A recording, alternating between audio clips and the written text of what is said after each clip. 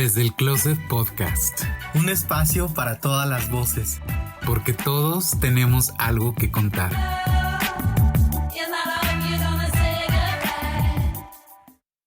Saludos a Hispanoamérica Radio.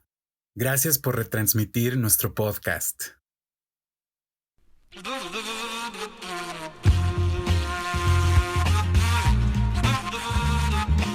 Hola a todos, bienvenidos nuevamente a Desde el Closet Podcast. Este es el episodio número 12 de la segunda temporada. Ahí sí me escucho un poquito raro de la garganta. Ayer estuve un poco enfermo, pero por eso la voz se me oye un poco extraña el día de hoy. Pero igual de contento de estar con todos ustedes nuevamente. Yo soy Gerardo Heredia. Por acá Héctor Sandoval. Gerardo sufriendo los estragos de la incipiente primavera que ya la tenemos en puerta. Y Los que ayer de hecho estragos estuvo de... haciendo frío, ¿no? Sí, estuvo muy raro. Y los estragos de los bichos del metro. Sí, bueno, ya cuando escuchen esto ya la primavera ya va a estar muy entrada, pero nosotros estamos en el pasado. Muchas gracias por escucharnos, por estar otra vez en esta aventura contando historias, adentrándonos en closets y en maneras de ver el mundo muy particulares y que definitivamente nos enriquecen muchísimo. Y bueno, Gerardo, antes de adentrarnos en todo lo que tenemos aquí que platicar con nuestro invitado, queremos invitarlos a que nos sigan en nuestras redes sociales. Recuerden que en YouTube estamos como Desde el Closet Podcast, en Instagram como Desde el Closet Podcast, todo junto, y en Twitter como Desde_el Closet. Lo que siempre que parece, como dirían antes, disco rayado. Creo que me dejé ver muy retro, pero bueno, nos pueden escuchar a través de Apple Podcast, Google Podcast, Anchor FM, Spotify, TuneIn, iVoox, Stitcher, y no todas son de paga. Recuerden que hay opciones para que todo el mundo nos escuche. Así es, ahí están la primera temporada y lo que va de esta segunda. Hoy trataré de hacer lo mejor posible con mi voz.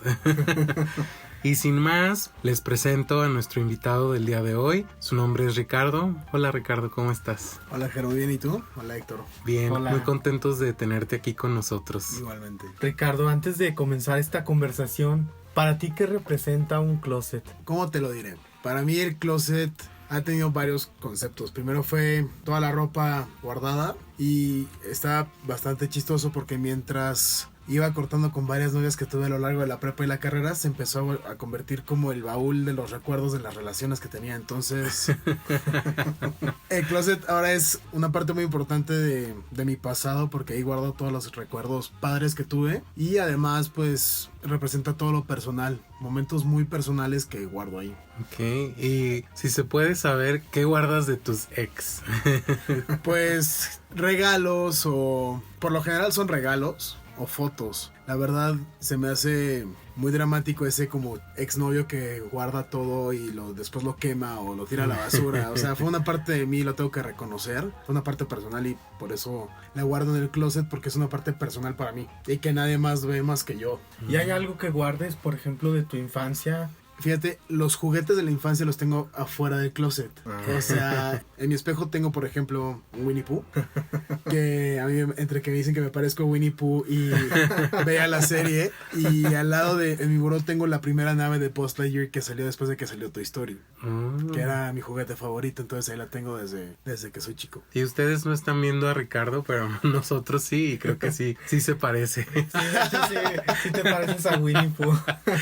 No lo había pensado de esa forma, pero sí, ahora que lo mencionas, es cierto. Tú lo dijiste, ¿eh? No, está bien. Y bueno, para que las personas que nos escuchan vayan conociendo un poquito más de ti, nos gustaría que nos platicaras cuál es tu nombre, tu edad, de dónde eres, a qué te dedicas. Yo me llamo Ricardo Coller Morales, soy originario de la Ciudad de México, nací en el 94, tengo 25 años hasta ahorita y soy abogado. Trabajo en un despacho de abogados, me especializo en el área de derecho a la salubridad. Significa, en pocas palabras, todo producto que interfiera con la salud del ser humano o de animales tiene una regulación. Entonces yo me dedico a ver toda esa regulación. Protección de datos personales, temas bastante que no creo que sean de interés del podcast. No, bueno, todos los yo oficios son interesantes y bueno, las profesiones, los oficios, todos tienen algo especial, ¿no? Y también los escogemos por una razón. También nos gustaría saber cuál fue tu razón que te llevó a estudiar Derecho. Esa razón es bastante como chistosa y no. La primer acercamiento que tuve con la carrera de Derecho fue... Mis abuelos son militares. Mi bisabuelo fue un gran militar en el país. Mi abuelo fue un militar bastante fuerte y mi papá fue la primera persona que rompió como la cadena de militares dentro de la familia y estudió Derecho. Entonces yo originariamente quería ser ingeniero en audio o estudiar cualquier otra cosa relacionada a organización de eventos tipo festivales de música. Cuando le llegué con esa respuesta, mi papá me dijo, o estudias Derecho o no hay carrera. Entonces terminé estudiando Derecho. Entonces no te dio otra opción. No, y la verdad todo pasa por y para algo y le agradezco porque la verdad creo que estudiando Derecho... Digo, no me gustó la carrera hasta como quinto semestre, que es cuando empiezas a ver como todos estos temas de gobierno público y demás. Hasta ahí me empezó a gustar, pero siento que es una carrera que me gustó bastante. Dentro de lo feo como que le encontré el gusto y dentro de la debilidad encontré la fortaleza y lo hice mi fortaleza. Y si no hubieras estudiado ni Derecho ni lo de audio, ¿tenías alguna otra opción en mente? Tenía varias opciones, según yo quería estudiar también filosofía o estaba pensando en psicología también. Nada que ver las 4 carreras entre ellas, pero sí. Y bueno, tras bambalinas nos contabas un poco que estudiaste en una universidad del Opus Dei, ¿no? Sí. Cuéntanos un poquito de tu experiencia. Pues la verdad es una experiencia bastante padre. La verdad para mí fue dejar a un lado ideales, no juzgar, no ir predispuesto. O sea, sabía que por alguna razón o por algún momento iba a salir algo relacionado a la religión, pues estaba en esta universidad. Sin embargo, lo que hice, y creo que lo hice bastante bien, es adentrarme sin prejuzgar a nadie. Ni estilos, ni métodos, ni mucho menos. Entonces la exigencia de esta universidad era algo bastante fuerte, pero humanista. Sí se preocupaban por los alumnos, nos llamaban por el nombre, no por el nombre de matrícula, que era importantísimo, bueno, por lo menos para mí. Y con esta exigencia combinada con un pensamiento humanista me gustó mucho. Me hizo tener el carácter que tengo hoy en día. Entonces, ¿necesitas ir por esta línea para estudiar en esa universidad o también hay personas que profesan otras religiones? No, hay personas que profesan otras religiones o personas que simplemente no profesan ninguna religión y la universidad es bastante abierto con ello. Esta universidad tiene muy en mente que es un lugar donde varias personas van a interactuar, van a estudiar, van a hacer un desarrollo académico profesional y en el momento en el que empezamos a limitar este ejercicio académico profesional por paradigmas, pues obviamente el conocimiento se va a cortar. Es lo padre, que sí tienen una línea de pensamiento, pero no están peleados con las demás. Pero por ejemplo, ¿qué pasa? Porque supongo que llevan materias que van enfocadas hacia religión, ¿no? Entonces, ¿qué pasa si alguien pues no profesa esa religión o simplemente ninguna? ¿Qué pasa con esas materias? De la experiencia que tuve con mis compañeros, por ejemplo, que profesan el judaísmo, era que los mismos temas, por ejemplo, de tradiciones o costumbres o una escritura en específico, nosotros lo veíamos desde el análisis del catolicismo, pero mis compañeros tenían que hacer un trabajo de un análisis de una escritura de su religión con los mismos elementos. Entonces, por ejemplo, si nosotros veíamos el ABC de la Biblia, ellos tenían que contarnos y exponernos para ayudarnos a entender mejor el judaísmo, ABC del judaísmo, ya sea de la Torá o de cualquier otra escritura. Entonces era un ejercicio más padre aún porque nos culturizábamos, o sea, mis compañeros no tenían que asistir a la clase. Cuando ellos llegaban con el trabajo final, pues todo el mundo estábamos poniendo atención porque pues no teníamos tanta información de esta religión y nos nutríamos muchísimo. Ok, me llama mucho la atención justamente esto. ¿Qué fue algo que se te quedó en la mente, que aprendiste de tus compañeros que profesan el judaísmo? Más que aprender de ellos, fue como un ejercicio global que hicimos en el salón, que fue la tolerancia. Simplemente la tolerancia, el respeto, saber cuándo callar, cuándo hablar. Y solamente porque tú eres diferente que yo o profesas una religión distinta a la mía, no significa que tú estés mal y que yo esté bien, o que yo esté mal y tú estés bien. Son dos maneras de ver el mundo y que al final, si nos queremos llevar bien, tenemos que convivir. Punto y se acabó. Queremos salir adelante, tenemos que convivir independientemente de la religión que profesemos. Claro, y que justamente esto debería aplicarse en todas las universidades, porque el día de mañana en el trabajo te vas a encontrar con personas de todo, y esto es muy valioso, esto que estás rescatando, porque cuando llegues a tu trabajo, fuera de la academia, vas a poder convivir con personas de todo tipo mucho más fácilmente, ¿no? Sí, claro, y hasta el lema de la universidad ni siquiera es tan relacionado al catolicismo, es más, el lema es en latín, es ubi spiritus libertas, que es donde hay espíritu habrá libertad. Entonces es más espiritual y es más universal y es más global y no se centra nada más en una cosa. Digo, al menos yo sí tenía esa idea, ¿no? Que en este tipo de universidades iban muy enfocadas a su religión, pero bueno, ya me cambió. Y que la educación, sobre todo teníamos en el imaginario el caso de la Universidad Autónoma de Guadalajara, que ahí sí tienen incluso más controlado lo que ve el alumno. El método educativo va enfocado nada más a cuestiones religiosas. Todos tienen que creer en lo que ellos te imponen. Sí, eso. Pues es que al final en un mundo globalizado, con accesos fáciles, tan fáciles como el internet o el celular, ya podemos aprender de cualquier otra religión, costumbre, idea, sin necesidad de meternos en una biblioteca. Entonces, pues aquí creo que toman esto en consideración y al contrario, impulsan a las personas a que nos demuestren, o más bien a que nos enseñen de su religión, que es algo bastante interesante. O incluso también supongo que de las personas que no la tengan, ¿no? Digo, en esos casos, ¿qué sucedía? ¿No te acuerdas? La verdad no me tocaron. Compañeros que dijeran, yo no tengo religión, no me metan en este rollo. No tuve compañeros que no practicaran o que no profesaran una religión. Uh-huh. O eran compañeros del judaísmo o compañeros católicos que practicaban el catolicismo. Y lo que hacían bastante es que para estas personas que eran agnósticas, como tal, pues los invitaban a pasar a la clase y sí tenían que pasar este curso como primer acercamiento a la religión. O sea, no era opcional para ellos. Para ellos sí era pues en lo que sabes, en lo que decides, en lo que crees, pues te ofrecemos el catolicismo y pásale y te vamos a calificar. Te vamos a convertir. A eso sonó un poquito, ¿no? Sí, de hecho yo en la carrera teníamos, quizá yo lo tomaría de esa manera, en la carrera teníamos una materia que se llamaba Historia de las Religiones. Entonces cada semana iba una persona de una religión distinta a presentarte todos los conceptos, todo el dogma, cómo se manejaban. Y entonces yo creo que por ese lado es interesante como Sí, claro. mero dato histórico, informativo. Digo, ya que creas, pues ya eso es muy personal, ¿no? Sí, claro. Y sobre todo en esta edad que entras a los 18, 19 años y sales, bueno, en mi caso yo entré a los 19 y salí a los 25. No, miento, 24. Voy a sonar más viejo de lo que soy. Pero el chiste es que al final del día, esta universidad, lo que formó en mí y en mis compañeros fue carácter. Y a defender tu punto de vista.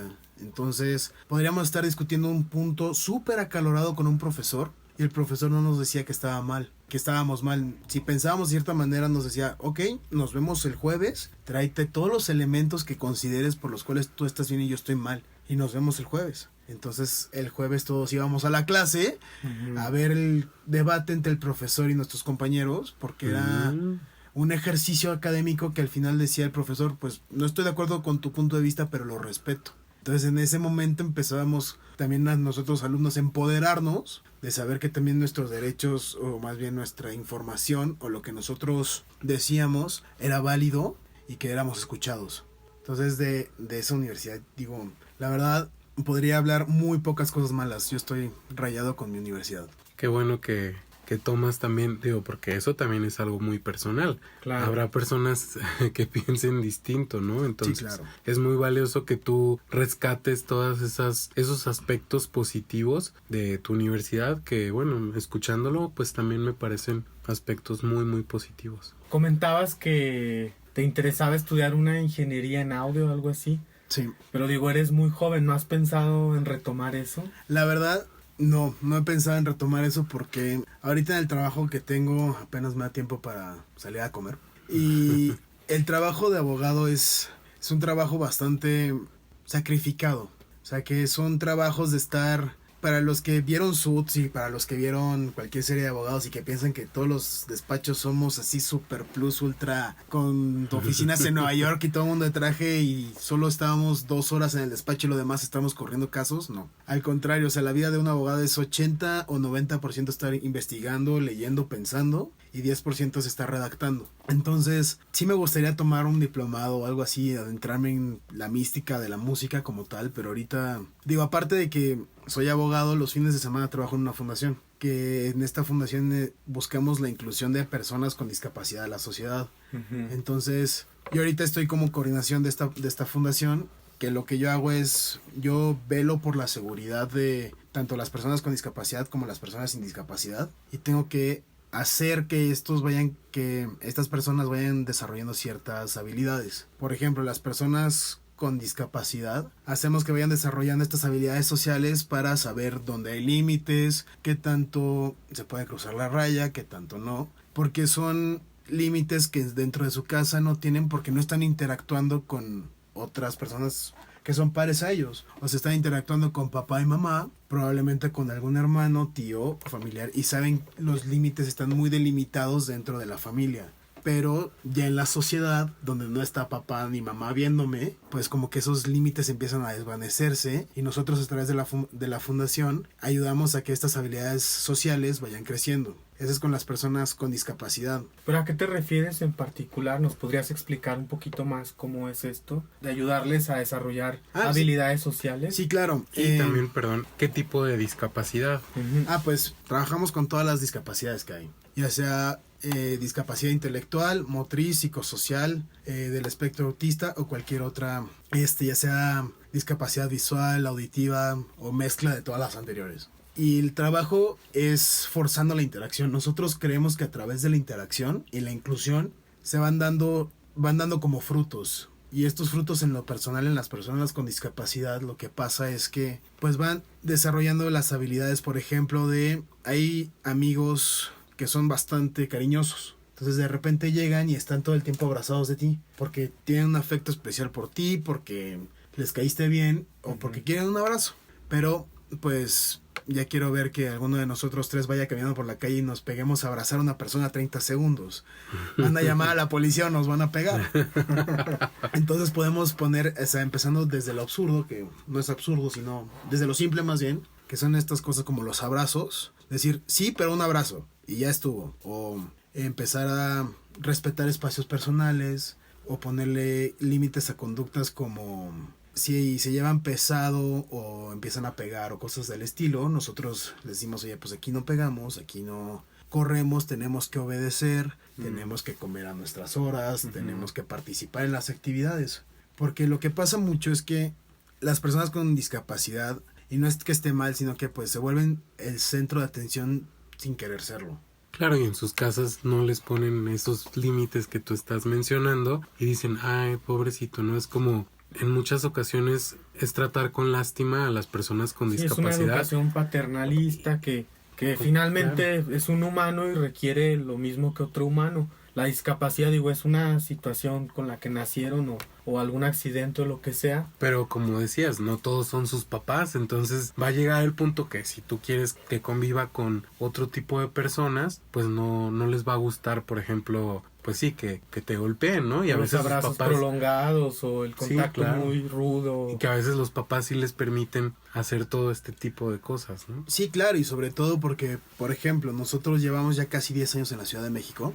Este modelo, la fundación se llama Unidos, como tal, nos pueden buscar, Unidos Somos Iguales. Lleva 30 años, empezó en Monterrey, justo. Y el tema es que, sobre todo, hay muchas personas con discapacidad que llegan ya cuando tienen 20, 25 años, 30, que dependiendo de la situación, o toda su vida estuvieron retraídos o como excluidos de la sociedad y eran el único centro de atención y era todo lo que, o esta persona, todo lo que quisiera se le daba, o son personas que convivieron sin ningún límite. Sus familias no se avergonzaron, lo trataron como un hijo común, entonces fue a la escuela, tiene amigos, sale y es independiente. Entonces, las personas que fueron excluidas de la sociedad no saben cómo interactuar al principio.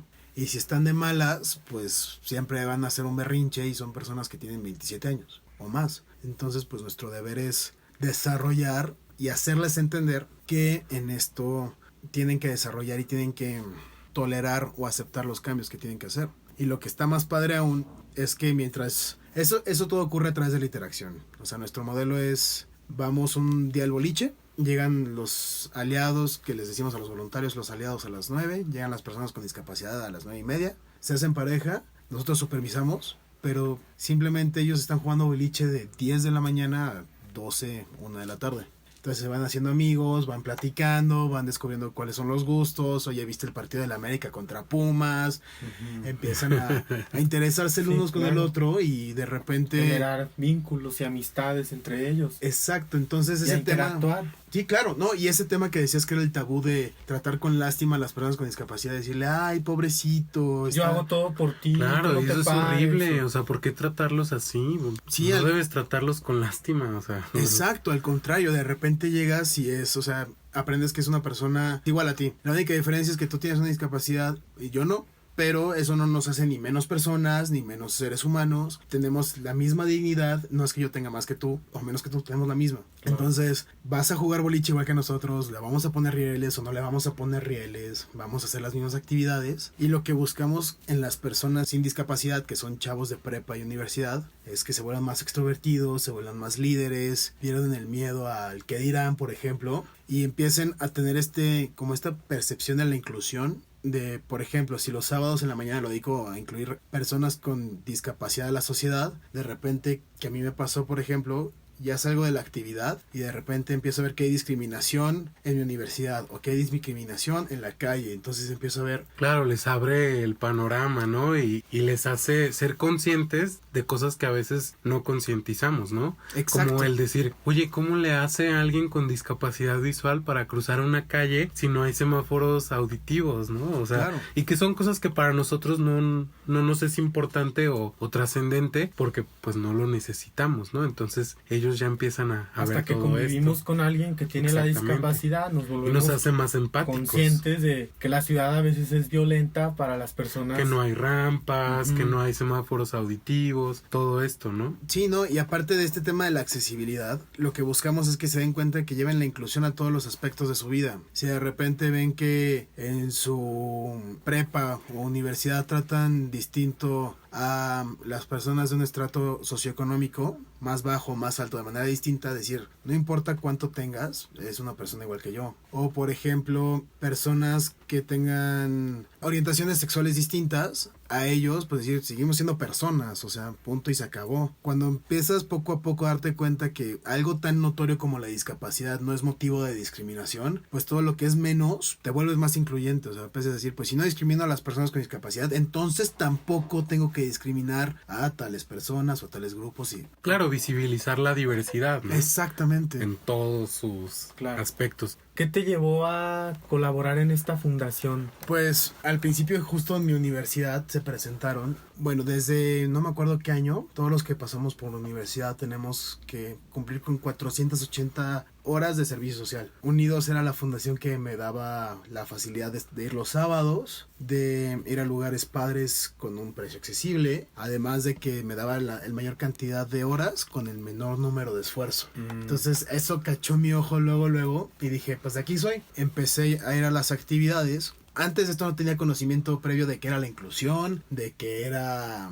O sea, yo veía que sí existía discriminación, sin embargo no me gustaba, entonces yo no discriminaba, ¿no? Ya sea con personas de distintos colores, etnias, orientación sexual, lo que fuera. Yo la neta nunca discriminé porque pues consideraba que no era correcto, ¿no? Entonces me empezaron a contar este tema de la inclusión y me empezaron a contar que existía cierto porcentaje de la población que no es que no fuera normal, no era común.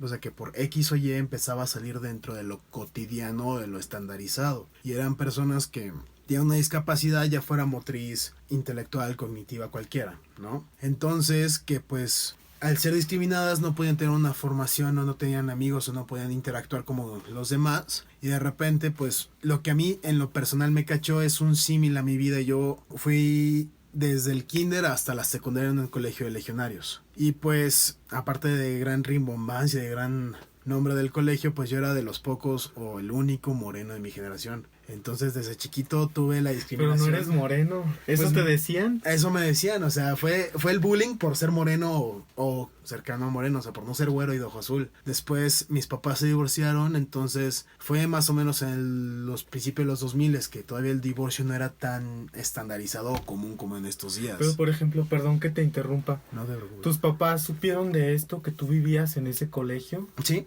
¿Y ellos qué te decían? pues no les hagas caso. No había los métodos o mecanismos de atención que hoy se le dan a todas las personas que sufren de acoso escolar o de bullying como tal. Entonces esto te hizo blanco de... bueno, y con la palabra, ¿no? Blanco. De... ¿Sí? de acoso escolar. Sí, sujeto a bullying. Bullying por no irme de vacaciones a tal lugar o por no conocer tales restaurantes. Eso estoy hablando a nivel primaria. Después mis papás se divorciaron. Fueron de los primeros papás en divorciarse en la generación. Entonces no solamente era el niño moreno gordo. Era el niño moreno gordo hijo de papás divorciados. Y que no viajaba Y que a no estos viajaba. lugares. Exacto. Entonces de repente... digo, niños de 8, 9, 10 años empezaron a discriminar como tal, ¿no? Y pues al momento en el que me contaron este tema de la exclusión en la sociedad, dije, pues sí, o sea, claro, yo he sentido que es la discriminación. Digo, no soy un grupo minoritario, pero sé que es la discriminación, sé que es que la gente te trata distinto, sé que es que te señalen con el dedo, que te digan que no puedes o que no vales nada. Entonces eran temas de clasismo y de pigmentocracia, ¿no? Sí. Y también no sabría decir cómo es este racismo religioso como tal, pero como mis papás se divorciaron, era la primera familia que iba en contra de la institución del matrimonio. Sí, porque aparte, digo, el grupo Legionarios de Cristo es muy conservador, entonces Exacto. preservan mucho el modelo de la familia y la tienen que rescatar ante cualquier cosa. Entonces supongo que venías a ser el raro dentro de tus compañeros. Exacto. Aunque sus papás tuvieran relaciones pésimas, pero estaban juntos ante la sociedad. Exactamente. Y entre comillas subrayado, y ya después cuando se empezó a estandarizar, pues fue el boom de todos los papás estaban divorciados y no estaba mal estar divorciado, pero yo fui de las primeras familias de papás divorciados como tal. Y ya solo les faltaba decir, ay, mira, ustedes impusieron la moda, ¿no? Casi, de los sí. divorcios. Vamos a hacer ahí cacería de brujas, ¿no? Cañón. ¿Y nunca le pediste a tus papás que te cambiaran de escuela? Sí, la verdad, el tema es que yo vivía muy cerca de esa escuela. Y pues mi familia, la del lado de mi mamá, es una familia bastante conservadora. Obviamente les voy a presumir que sería en este maravilloso podcast. Entonces, desde que ven desde el closet van a pegar el grito al cielo. Son bastante conservadores. Van a pensar que es algo solamente enfocado a la comunidad LGBT más. Exacto, van a pensar entre que es solo enfocado a la comunidad LGBTQ más, además de que está mal. O sea, además de que es pecado. Entonces, pues les voy a pasar el podcast para ver. Ya les contaré, va a estar padrísimo. Sí, a ver cuál es su reacción. Yo creo que van a pensar, seguro va a salir el del closet. Sí, va a decir ahí ¿no? públicamente.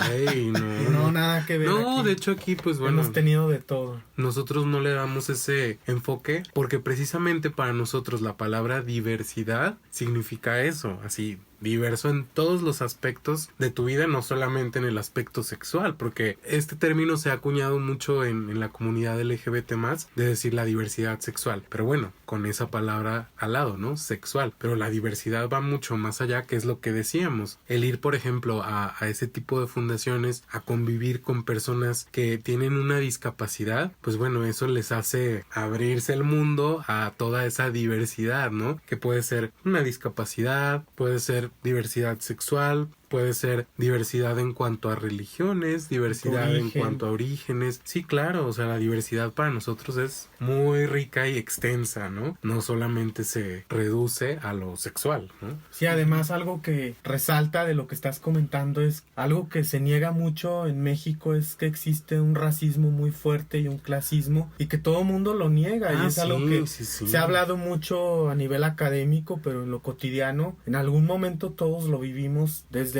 cualquier punto en el que estemos o situación, llegamos a vivir ese clasismo y ese racismo que está muy adentro de cada uno y que de alguna manera lo practicamos a veces sin darnos cuenta. Sí, claro, está súper arraigado y es motivo de toda la agresión que estamos viviendo hoy en día, o sea, porque no solo, digo, yo lo viví, pero a nivel niño de primaria de 8 a 13, 14 años. O sea, hay gente que la vive todos los días, que va desde micro comentarios hasta acciones ya de violencia como tal. Claro, y fíjate, tú eres un hombre heterosexual y aún así has vivido discriminación, ¿no? Entonces, pues dices... Digo, cada uno en tu contexto lo vives, pero... Claro. Digo, cuando perteneces a una Cuando minoría... tienes tantos privilegios como es tu caso, Sí, claro. el económico, ¿no? Porque sí, a lo mejor no estabas al nivel económico de esas personas y por eso eras blanco a esas burlas, pero bueno, claro, tampoco Exacto, no sí. vives en la pobreza, ¿verdad? No eres parte de esa minoría, entonces tienes el privilegio económico. Minoría hasta cierto Entre comillas. Sí, exacto. O sea, porque- minoría, mayoría. Sí, aquí en México es la mayoría, yo Sí, creo. la mayoría de la gente que vive en pobreza extrema y que de alguna que- manera es minoría y mayoría a la vez. Que Es por algo ahí muy extraño. Ricardo, nuestro amigo periodista, nos comentaba que la riqueza en México está en ¿cuántas familias? Como 20 familias, algo Sí. así. Entonces dices, chin, pues entonces la mayoría somos de clase media y baja, ¿no? Y no hablemos de pobreza extrema, ¿no? Sí, claro. Noté algo que sí quisiera resaltar, que tú mismo corregiste cuando dijiste preferencias y lo cambiaste por orientación, que es la palabra correcta. También en el caso de tu fundación, la palabra correcta para referirnos a una persona con discapacidad es esa, ¿no? Porque hay personas que no saben, que no conocen los términos para referirse a alguna persona sin agredir. Entonces, ¿nos podrías hablar un poquito de esos términos? Sí, claro que sí. Siempre que tratamos con nuevos voluntarios, cuando nos proyectamos en diferentes medios y es primera vez que tienen contacto con nosotros, sobre todo en capacitación y en orientación de empresas, hablamos sobre por qué es persona con discapacidad y justo nos vamos, digo, cuando nació el Teletón eran personas especiales. Después salió a... ¿Cómo era? Personas Con Capacidades. capacidades con diferentes. capacidades diferentes. No, que es así. Después era discapacitados como tal. Discapacitados. Y al final llegamos a personas con discapacidad. Entonces, para empezar, personas especiales puede ser cualquier persona. O sea, mi mamá me dice que soy especial, entonces yo soy una persona especial. Todos somos especiales. Exacto. Somos únicos e irrepetibles. Exacto, entonces pues no es, está Sí. mal acuñado. Después hablamos a personas con capacidades diferentes. Una capacidad diferente a mí sería que una persona pudiera volar. Que O tuviera rayo láser con los ojos. Sí, o- claro. visión de rayos X, ¿no? Esa es una capacidad distinta. Como las cámaras de los aeropuertos, ¿no? Que Justo. tienen, exacto. Después discapacitados es que dejamos que una característica defina a la persona. Ese es el problema con discapacitados. No, y que suena a que totalmente Que no no tienen funcionan ninguna para nada. capacidad, ¿no? Así de discapacitados, así, sin ninguna capacidad de nada. Entonces, como un vegetal, ¿no? Sí, claro. Y sobre todo llegamos a persona con discapacidad y al final, que es el término correcto, sobre todo reconocemos la condición de persona, para empezar. Sin embargo, cuenta con una enfermedad o con cualquier otro problema que no lo permite estar en el estándar común y mucho énfasis en el común porque lo común no es lo normal. Entonces, persona con discapacidad señalando que sí tiene alguna limitación, pero que primero es persona. Y que vale como persona. Y que al final del día no vas a llegar una persona en silla de ruedas y le vas a decir, hola persona con discapacidad motriz. Le vas a decir, hola Augusto, ¿cómo estás? O Claro. hola Mariano o cualquier otro nombre, ¿sabes? O sea, le vas a llamar por su nombre. No vas a llamarlo por su discapacidad. Aún así hay personas, ¿no? Que dicen, por ejemplo, hablando de la comunidad LGBT, es que tengo un amigo gay. O sea, dices, como porque tienes que ponerle la etiqueta, ¿no? Sí, lo presumen y lo ponen como en un pedestal y mírenme qué incluyente soy, o sea. Ajá, es como de, tengo un amigo negro, o sea, Sí, exacto. y ya por eso soy súper progre, ¿no? Exacto. Claro, no, es eso. Entonces también pueden usar esas palabras, ¿no? Como decir, es que tengo un amigo que es especial y eso también me hace muy incluyente, ¿no? Sí, claro, y no, o sea, al contrario. Cumplo con mi cuota. Y suena así, o sea, mírame qué incluyente soy, qué tolerante soy y sobre todo en una sociedad como la que vivimos hoy en día es un tema bastante grave. Y que cabe mencionar que hablaríamos más bien en términos de empatía, no de tolerancia, porque tolerancia suena así como que, bueno, yo te tolero hasta este punto. La tolerancia, ¿no? Tiene como palabra y concepto, tiene una connotación como de cierta manera negativa, es como de, pues ya que estás aquí, ni modo. Sí, y por ejemplo, en este caso nos comentabas que a estos chicos que acuden como voluntarios o aliados, en este caso a tu fundación, bueno, a la fundación donde tú estás, les abre todo ese mundo de empatía, porque al convivir con estas personas se dan cuenta que, bueno, hay algo más allá de lo que yo puedo ver, ¿no? Más allá de mis narices. Y entonces creo que ahí por eso entra la palabra empatía y llegan a su universidad, como dices, y observan que no hay rampas, observan que discriminan a una persona y todo esto, ¿no? Entonces ya pasaron de la tolerancia a la empatía, ¿no? Que es todavía Más algo allá. maravilloso, ¿no? O sea, algo que todo el mundo deberíamos practicar. Sí, claro, completamente de acuerdo. También nos podrías hablar, por ejemplo, de los tipos de discapacidad para las personas que no están muy familiarizados con estos términos. ¿Qué tipos de discapacidad hay, por ejemplo, con las personas que hay en tu fundación? Pues actualmente trabajamos con los 4 tipos de discapacidad que hay, que es intelectual, que esa se podría definir en palabras simples de me tardo más en procesar la información de lo que tú te tardas. Y, por ejemplo, algunos ejemplos. El caso en específico, o bueno, el más popular es síndrome de Down. Cualquier persona que tenga síndrome de Down se va a tardar un poquito más en procesar la información. Punto, y se acabó. O sea, y eso no hace que se merezcan un trato distinto, se merecen el mismo trato. Después está discapacidad motriz, es la inhabilidad de poder mover las extremidades del cuerpo. Y el caso que siempre ponemos y que la gente se confunde es la parálisis cerebral. Que mucha gente ve que alguna persona con parálisis cerebral está en la silla de ruedas y automáticamente piensa que tiene una discapacidad intelectual, y es todo lo contrario. O sea, sí tienen esta inhabilidad para mover las extremidades, sin embargo pueden procesar la información igual de rápido y hasta más que yo. Punto, y se acabó. Después está la discapacidad sensorial, que son las personas con discapacidad visual y auditiva. No tienen la misma capacidad para escuchar igual de bien que nosotros o poder observar bien las cosas igual que nosotros. Y como nosotros me refiero a una persona sin discapacidad como tal. Y ya por último está la discapacidad psicosocial, que es el ejemplo, es el autismo como tal, que muchas veces se pierden de que están en su propio mundo y demás. No, ellos tienen una hipersensibilidad, por ejemplo en el autismo, para distintos estímulos, para distinto tipo de situaciones o circunstancias. Entonces eso los puede alarmar y los puede pues sacar de su zona de confort. Entonces esas son las 4 tipos de discapacidades con las que trabajamos, y puede ser desde que sea un caso levísimo hasta un caso pues que se conjunten las 4 discapacidades. ¿Cuál sería un ejemplo de este? Pues hay una chica con la que trabajamos de 25 años que tiene síndrome de Down y autismo. Entonces,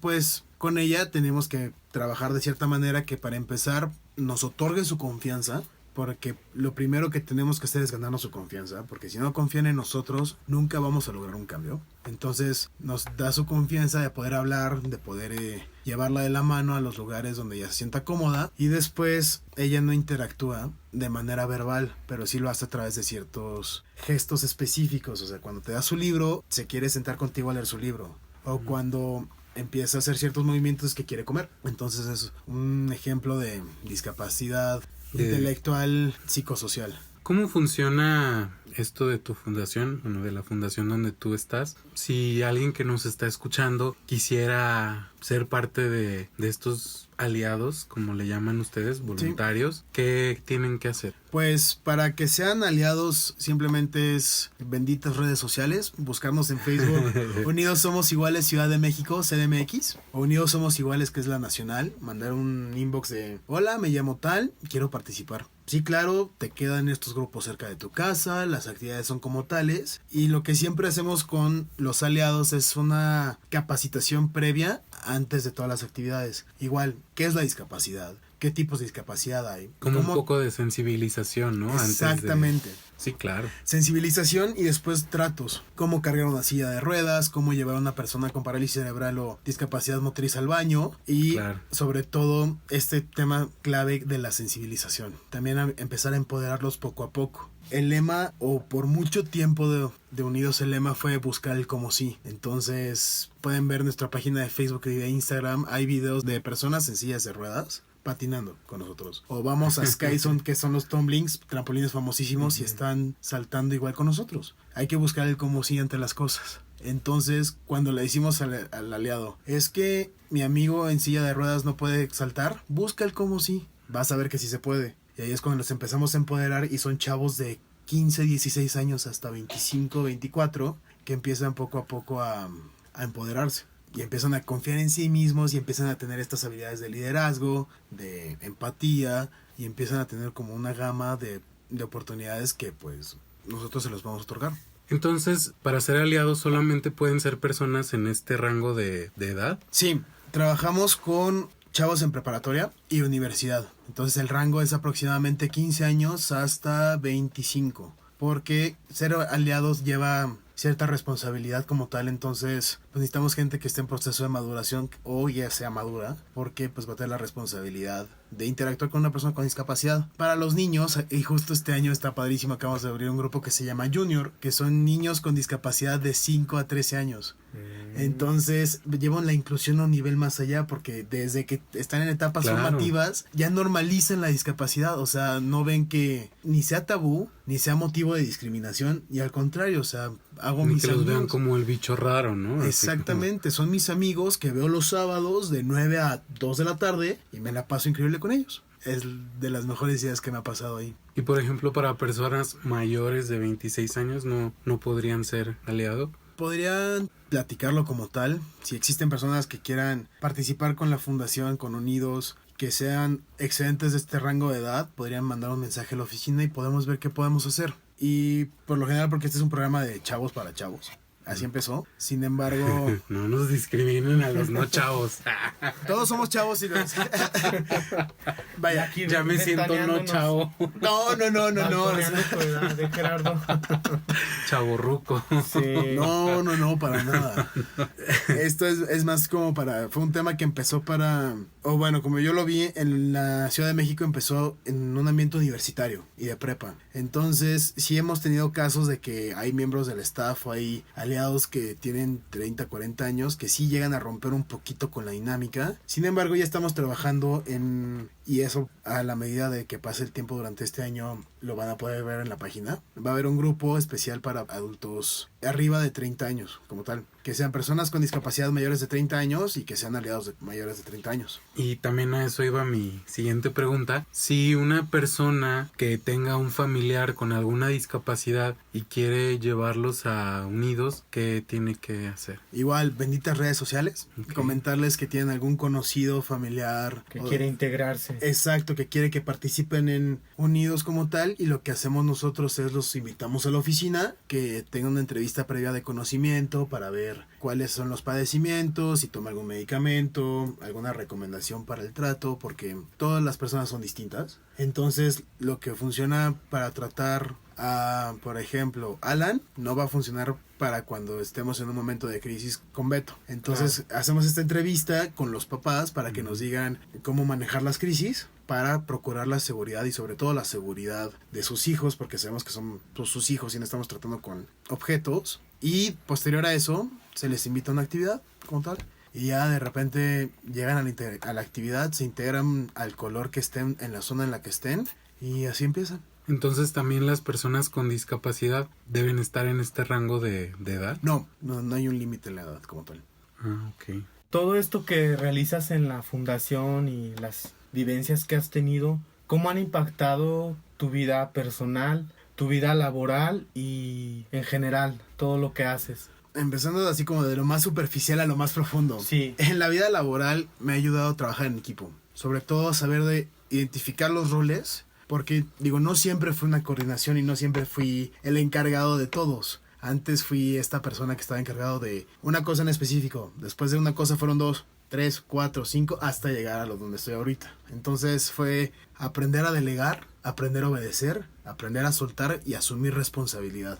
Eso fue, yo creo que lo más importante que me ha enseñado, porque a la medida de mi trabajo hoy en día pues sí es este trabajo de aceptar mis responsabilidades, delegar y obedecer a lo que me pidan. Y buscar el cómo sí. O sea, si me pidieron algo que urge y que está muy complicado y demás, siempre sale. Quién sabe qué va a pasar, cómo le vamos a hacer, pero va a salir. Eso yo creo que sería en lo laboral. En lo personal, me ha ayudado a confiar en mí, a saber que ese instinto que tengo es suficiente para hacer las cosas. Antes me pasaba que dudaba mucho de mí mismo, que no sentía que o fuera válido o que fuera importante. A la medida que iba participando, pues aprendía que pues mis decisiones valían. Mi manera de pensar era importante, que podía contribuir, ¿no? En vez de restar, porque antes yo consideraba y tenía una muy mala autoestima de mí mismo, porque pues no veía todo lo que yo era. Y a la medida en que veo mi trabajo reflejado y cómo poco a poco vamos transformando vidas de personas con y sin discapacidad, de repente dije, pues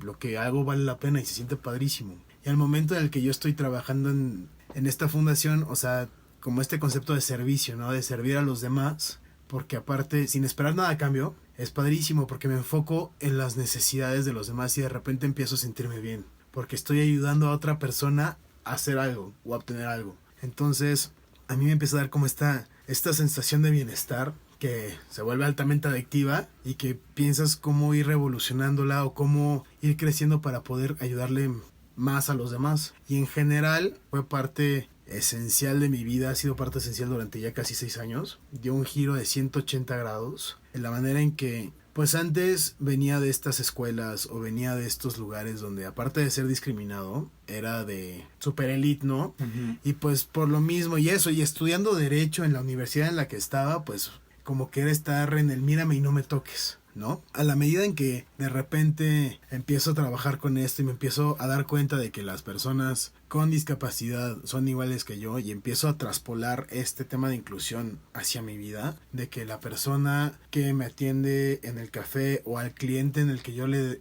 entrego la demanda somos las mismas personas, entonces tengo que tratar a todos por igual y entonces tengo que darle los buenos días a todo mundo, porque todo mundo es persona, sea el hombre más rico del mundo, sea el hombre más pobre del mundo, es persona, punto y se acabó. Y por el simple hecho de ser persona se merece ser tratada con dignidad y como persona. Entonces eso se lo puedo empezar a compartir a mis compañeros, se lo puedo hacer saber a mi familia y poco a poco empiezo a ver también la transformación en ellos, porque de repente dicen, pues sí, tienes toda la razón, y empiezo a ver cómo interactúan de manera mejor con sus compañeros, amigos de clase, cosas así, y en general hace que la vida se vuelva más humana. Porque el ritmo de vida en esta ciudad, no me dejarán mentir, y los problemas de esta ciudad y de la sociedad en general hace que deshumanices al otro. Y con esto, pues puedes volver a darte cuenta que la persona que está enfrente de ti tiene un pasado, tiene un presente, tendrá un futuro, y que si está aquí es por algo, y es para algo. Fuera de discriminarlo, juzgarlo y hacerlo a un lado, tenemos que hacer todo lo posible por entender,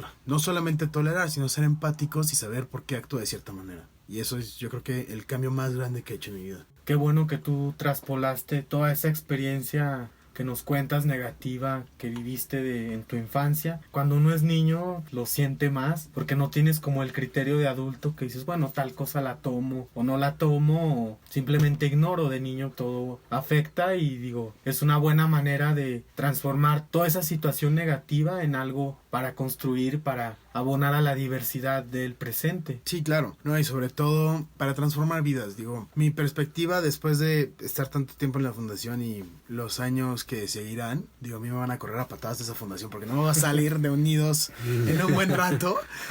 Es al final del día, hacer el bien. Venimos a este mundo, venimos a esta tierra a hacer el bien y ayudar a los demás. Porque ayudando a los demás nos sentimos bien. Y porque si nos sentimos bien, hacemos el bien. Y somos felices todos. Entonces, si yo no me enfoco en mi propia felicidad, nadie más lo va a hacer. Y si no me enfoco en ayudar a los demás, pues probablemente otra persona lo haga. Pero yo también quiero ayudar. Quiero sentirme bien, quiero tener como ese sentido de bienestar, de ayudar, de que soy útil, ¿no? Y que soy útil para alguien. No solo que me paguen por mi trabajo, como ser abogado, sino que yo pueda participar en esta fundación sin remuneración alguna y decir, lo hago esto por placer desde hace 6 años. Y que probablemente lo siga haciendo y cuando tenga que cambiar a trabajar en otra fundación o formar parte de otra asociación, saber que lo estoy haciendo por el simple hecho de ayudar. Porque si no nos ayudamos entre nosotros, nadie nos va a ayudar. Entonces, es lo que buscamos hacer.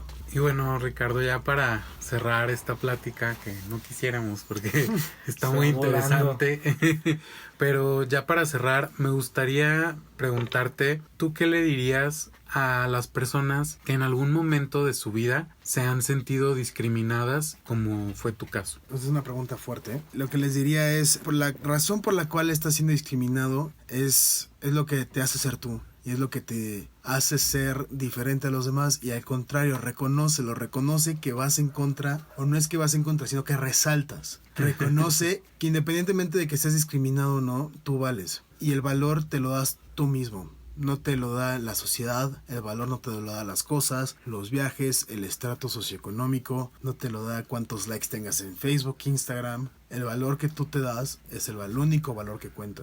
Entonces, si te discriminan por algo, acéptalo y hazlo brillar. Es lo único que les diría. Sé honesto contigo mismo, acéptalo. A partir de ahí empieza a construir tu fortaleza. Si te dicen, eres raro, pues sí, soy raro. Sí. Es mejor, ¿no? Me caigo mejor siendo raro que no siendo raro, la neta. Sí, aparte es lindo ser raro. Es lo de hoy. Y bien, Ricardo, ya para casi cerrar esta conversación, te vamos a invitar a que saques una carta del Tarot Rider, que ya es una costumbre, casi un ritual aquí en nuestro closet. Es la primera vez que saco una carta del tarot.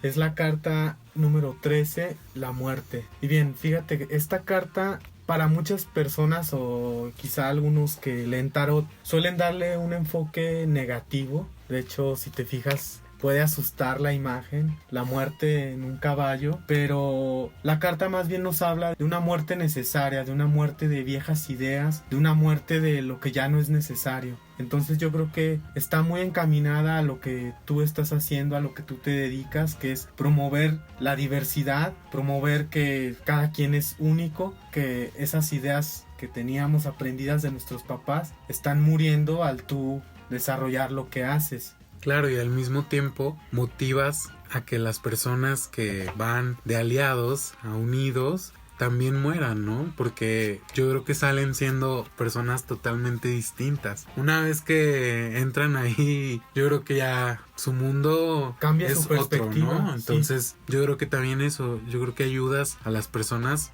a morir de cierta forma y de forma positiva. Todas esas ideas que tenemos, que no nos ayudan, que nos separan, que los prejuicios, que destruyen, finalmente son cosas que en algún punto se acaban. Los cambios siempre nos van a llevar para algo mejor, para estar más unidos, no respetándonos, esa palabra tampoco me gusta, más bien integrándonos en nuestra diversidad, que nunca es la misma de un día a otro. Y que también las personas con discapacidad que acuden a Unidos también salen siendo otras, ¿no? Porque viven experiencias nuevas, aprenden mucho y todos, ¿no? Todos al mismo tiempo, porque también es otro de nuestros lemas aquí en Desde el Closet Podcast, que podemos aprender de todas las historias. Entonces, que nunca debemos tener esos oídos cerrados a no escuchar a los demás, porque nunca sabes qué consejo te van a dar viniendo de donde menos te imaginas. Sí, no, estoy completamente de acuerdo, y a esas ideas viejas que nos hicieron tanto daño, que nos separaron como sociedad o que nos han separado constantemente, pues darles carpetazo, que mueran esas ideas que nos hicieron tanto daño y regresemos y creemos nuevos paradigmas en los cuales todos estemos involucrados. Claro. Y bueno, ya ahora sí, para despedirnos, nos gustaría que nos compartieras una canción que sea muy especial para ti. Pues digo, desde que estoy escuchando el podcast y que me dijiste que me vas a entrevistar, he estado pensando, digo, tengo 5,000 y pico canciones en mi Spotify, la verdad. Tuve problemas para escoger una, pero yo creo que me quedo con, y la canción más especial para mí, mi hermana cuando también la escuche, esta canción se va a reír, pero va a ser Defying Gravity, del musical The The Wicked. ¿Sí? Muy bien. Creo que te define bastante bien.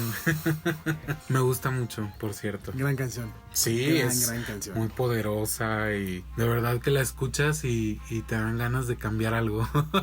Si la pueden escuchar, escuchen nada más los violines y el teclado en el coro. Eso es lo que la vuelve mágica. Y la letra, bueno, la historia de esa canción es excelente. ¿Y nos puedes comentar rápidamente por qué escogiste esa canción? Porque bueno, dices que fue de bastantes canciones, de entre ¿no? 5,000 canciones. Sí, ¿por qué fue la ganadora? Porque una persona bastante especial en mi vida, si no es que la más especial en este momento, es mi hermana. Y mi hermana y yo empezamos a ver una serie que se llamaba Glee. No sé si se acuerdan de esa serie. Sí. Sale Defying Gravity en un cover que hicieron. Sin embargo, mi hermana y yo no nos quedamos con esa versión. Buscamos la versión original de Wicked. Y llegó un momento en el que la escuchamos tanto mi hermana y yo que saliendo a fumar al jardín empezamos a interpretar Wicked, mi hermana y yo cantando Defying Gravity. Y al final del día eso me define como tal de... He sido discriminado, ahora ya no lo soy. Pero independientemente de eso, siempre como que agarré esta idea de estar en constante renovación, en constante cambio de paradigmas, en constante inclusión. Entonces hubo muchísima gente que no ha creído en mí, muchísima gente no creyó en mí a lo largo de mi vida. Y el momento en el que estoy ahora, pues estoy desafiando la gravedad. Muy bien, sí, porque digo, yo también estoy diciendo que me gusta mucho, pero es que de verdad desde la primera línea es wow. Porque se los voy a compartir ahí. Desde la primera línea que dice Something has changed within me. Algo ha cambiado dentro de mí. Desde ese momento es como quiero escuchar más. Entonces sí, de verdad, escuchen la canción. No conozco la traducción, pero escúchenla en inglés. Yo supongo que debe haber por ahí en YouTube la canción con la traducción para los que no... Sí, para los que no hablan inglés, pero sí, por favor no la escuchen en traducción porque a mí no me gustan, de verdad, a veces destazan las canciones. Sí, le dan otro sentido. Sí, no, tiene que ser en inglés y bueno, la letra, vean la traducción en español. Cuando sientan ganas de hacer un cambio, escuchen esa canción y lean la letra. Claro. Y bueno, pues no nos queda más que agradecerte por tomarte el tiempo de venir, Ricardo, por compartirnos todas estas experiencias tan maravillosas que vives los sábados en Unidos con toda esta gente súper linda que, bueno, digo, ser voluntario es algo, ya lo describiste tú, y de verdad yo sí también diría que es algo adictivo. Entonces, muchas gracias por venir a compartirnos todo esto, por abrirnos tu corazón y contarnos también tus experiencias de vida, que a veces no es fácil hablar de ciertas cosas que nos duelen del pasado, pero que bueno, lo tomas como algo positivo para transformarlo en tu presente, ¿no? Muchas gracias. No, muchísimas gracias a ustedes. Sí, muchas gracias por contarnos todas estas historias y mostrarnos que a veces pensamos que en ciertos contextos donde hay privilegio, donde pues hay cierto estilo de vida, no se da el clasismo y el racismo, y sí se da también. Entonces tus anécdotas nos ayudan a ver que hay mucho por hacer en todos los contextos, porque finalmente tenemos que llegar a la integración de la diversidad. Sí, exacto. Tenemos una misión bastante grande por hacer y mientras más se sumen, mejor. Claro, y bueno, ya lo escucharon. Si quieren ser parte de Unidos, pueden buscarlos en las redes sociales. ¿Nos podrías compartir las redes, Ricardo? Sí, es Facebook, Instagram, Unidos Somos Iguales, Unidos CDMX para Instagram, y en Twitter es @Unidos Somos Iguales. Así que si tienen ganas de ser voluntarios, búsquenlos. Y también si tienen algún familiar, su hermano, su hijo, su sobrino, que tiene alguna discapacidad y quieren llevarlos, pues también ya, ahí Ricardo ya les dio ese dato Más de que cómo hacer. Y bueno, pues también gracias a todos los que nos escucharon. Todos hacemos desde el Closet Podcast un espacio para todas las voces. Hasta pronto. Adiós. Hasta luego.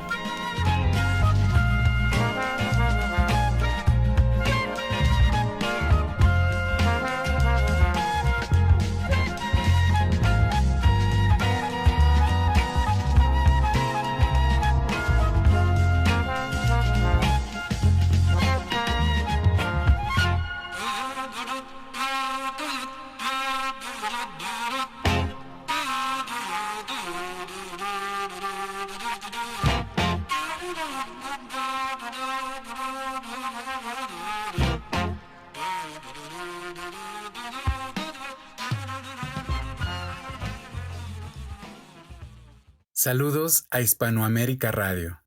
Gracias por retransmitir nuestro podcast.